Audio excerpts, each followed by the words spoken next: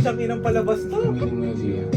Yan! Tulog ka na sa akin. Oh, Oy! shit! Putang ina, tapang ah. Dapat ganyan. Oh. Ay, putang ina, hawakan mo! Oh! Yes! Yan ang sinasabi ko. Oh, yan na. Pipigilan, dadating yung tatay niya. Alam ko na yan, di totoo yan. Eh kung hindi, Ay, susuntukin niya. Ikakat mo. Ay! Ituloy mo! Yes! Diyos ko, ano episode na? 8? Kiss mo ako rin, Yun! ay putik, doon na natapos. Langyayan. Ano, gusto mo yung episode 8? Oo, ganda. Pero tama yun si Arkin mag-lead. Tama naman talaga. Tama nga.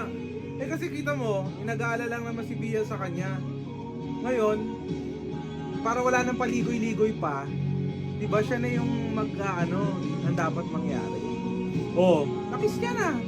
Okay na. Ayan na.